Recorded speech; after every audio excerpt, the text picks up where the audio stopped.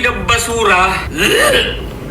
Isang Pilipinong vlogger na naman yung sinubukang kumain ng pinakamabahong sardinas o yung surströmming. Sa mga hindi nakakaalam, isa yung lokal na pagkain sa Sweden. Kung dito sa atin, pwede ko siyang ikumpara sa pagkain ginamos. Nabanggit ko na to nung nakaraan nung nakita kong gumawa si Alexis ng ganitong klaseng video tungkol din dito sa pagkain na to Na kung hindi talaga natin gusto yung amoy o yung lasa ng pagkain sa una pa lang, sana hindi na natin tinuloy. Sana hindi na nating sinabi na katulad ng amoy nito, yung amoy ng basura. Kasi ulitin ko paano kung sakaling may foreigner na sinubukang tikman yung ginamos at buro at ang sabi niya, kaamoy na kaamoy daw nito yung basura sa kanila. Ano sa tingin yung mararamdaman ng mga taong madalas kinakain yun? Na hinahalin tulad yung pagkaing madalas nilang kinakain sa basura. Naintindihan ko naman na hindi yun personal at ginagawa lang nila yung mga ganong klaseng video para meron silang content. Pero sana as a content creator, lalong-lalo nang meron kang milyon na followers, naiisip din natin yung mga posibleng maramdaman ng mga taong kumakain ito.